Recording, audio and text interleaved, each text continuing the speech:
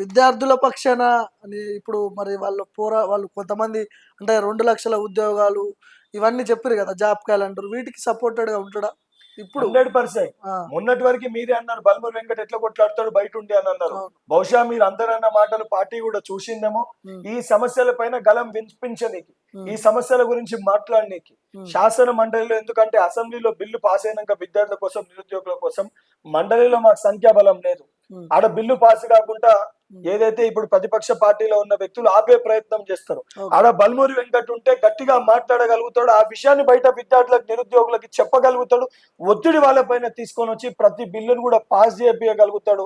ఏదైతే అనుభవంతులు సీనియర్లు ఎవరైతే గురువర్యులు జీవన్ రెడ్డి గారు ఆ సభలో ఉన్నారు, వారి యొక్క సూచనల మేరకు, వారి డైరెక్షన్ల మేరకు, వారి యొక్క ఆదేశాల మేరకు తప్పనిసరిగా బల్మూరి వెంకట్ అక్కడ పని చేయగలుగుతాడని చెప్పి పార్టీ బహుశా ఇవన్నీ ఆలోచించే ఉమ్, ఈరోజు శాసన మండలిలో వాళ్ళందరికీ ధీటుగా బల్మూరి వెంకట్ అక్కడ ఉమ్. అంటే ఆ ప్లేస్ లో పెట్టాలన్న ఉద్దేశంతో పార్టీ నిర్ణయం తీసుకుందని చెప్పి నేను సో భావిస్తాను. టార్గెట్ రీచ్ అయినట్టేనా బల్మూరి వెంకట్? ఇంకేమైనా వేరే టార్గెట్ ఉందా కాంగ్రెస్ పార్టీ? నా టార్గెట్ ఒకటే, ఆ, తెలంగాణ ప్రజల కోసము ఉమ్, అహర్నిశలు పనిచేయాలి. ఉమ్, సమస్యలు ఎక్కడున్నా ఉమ్, అందరికీ అందుబాటులో ఉండాలి. ఉమ్, ముఖ్యంగా ఉమ్, నెక్స్ట్ 10 years వరకు అయితే ఉమ్, 18 years to 40 years ఉమ్, విద్యార్థి నిరుద్యోగుల కోసం ఉమ్, ఎక్కడే సమస్య ఉన్నా, ఎక్కడెవరు ధర్నా చేస్తున్నా, ఉమ్, ఎక్కడెవరన్నా ఇబ్బంది పడుతున్నా, నీసొంటి వ్యక్తులు నాకు కేవలం నా దృష్టికి తెలియజేసిన, ఉమ్, స్వయాన ఆ విద్యార్థులు నాకు చెప్పిన, ఉమ్, రేపొద్దున నేనే సపరేట్ గా ఒక 4 ఫోన్ నెంబర్లు తీసుకుంటా.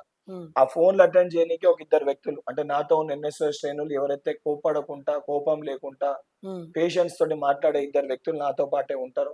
అందుబాటులో ఉండి ఏ సమస్య ఉన్నా నోట్ డౌన్ చేసుకొని, ఉమ్, ప్రతి ఒక్కరితోటి నాకు సాన్నిధ్యం ఉంది కాంగ్రెస్ పార్టీలో, ప్రతి మంత్రితోటి, ప్రతి శాసన సభ్యునితోటి వాళ్ళతో మాట్లాడి, మొన్నటి వరకన్నా ఏదైతే రోజులో 14 గంటలు పనిచేసిన, ఉమ్, ఇప్పుడు 16 నుంచి 18 గంటలు ఓకే. నా ఫ్యామిలీ అన్నిటినీ పక్కన పెట్టి, ఎందుకంటే ఈ రోజు అతి చిన్న వయసులో ఒక ఉన్నతమైన బాధ్యతను నాకు అప్పచెప్పారు.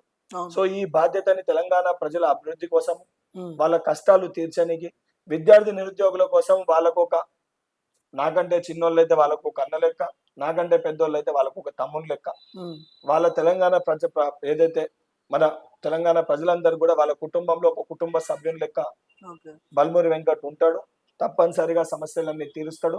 ఎక్కడన్నా నా తరఫున ఏదైనా తప్పు జరిగినా, ఉమ్, తెలియక నా తరఫున ఏదైనా తప్పు జరిగినా, ఉమ్, ఆ తప్పు నా దృష్టికి ఎవరన్నా తీసుకొచ్చిన, నీసొంటి వ్యక్తులు చెప్పిన, ఉమ్. ఆ తప్పుని అంగీకరించి ఆ తప్పుని సరిదిద్దుకొని ప్రజల సమస్యలు తీర్చడానికే నా మొదట లక్ష్యం ఉంటుంది, నా మొదట ప్రాధాన్యత దానికే ఉంటుంది. ఓ నిన్ననో మొన్ననో కేటీఆర్ మాట్లాడుతూ 6 నెలల్లో తిరుగుబాటు అవుతుందంట మీ ప్రభుత్వం మీద, 6 నెలల్లో ప్రజలు తిరగబడతారంట, బంగారు పల్లెంలో అన్నం పెట్టి కాంగ్రెస్ పార్టీకి ఇట్లా అప్పచెప్పారంట. సో అలాంటి వ్యాఖ్యలు కేటీఆర్ చేసిండు. ఇలాంటివి ఇంకా ముందు ముందు చాలా జరుగుతుంటాయి.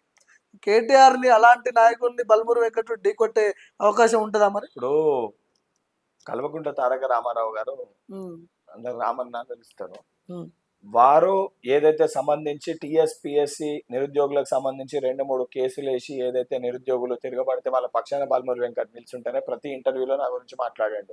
అవును. వెంకట్ చేసిండు, వెంకట్ రీసెంట్ గా చేసిండు, కూడా వెంకట్ చూసిన చేసిండు. నేను అది. అవును. ఏమీ లేకుంటేనే అంత చేయగలిగిన. ఉమ్, ఈ రోజు నా పార్టీ నాకు మండలిలో అధికారికంగా ప్రభుత్వంలో నాకు ఒక స్థానం కల్పించింది.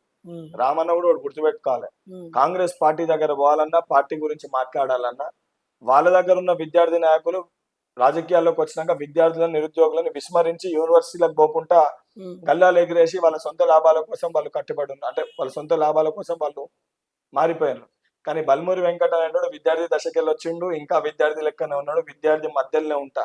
ఉమ్, కాంగ్రెస్ పార్టీ జోలికి వచ్చినా, కాంగ్రెస్ పార్టీ గురించి కానీ, మా నాయకుడు రేవంత్ రెడ్డి గారి గురించి కానీ ఇష్టం ఉన్నట్టు మాట్లాడినా, ఉమ్, మరి నేనంటే నేను ఒక్కని కాదు, తెలంగాణలో ఉన్న విద్యార్థులు నిరుద్యోగులు తిరుగుబాటు చేస్తే ఇప్పటికే ప్రతిపక్షంలో కూర్చోరు, ఉమ్, రేపొద్దున ఆ స్థానం కూడా లేకుండా పోతుంది.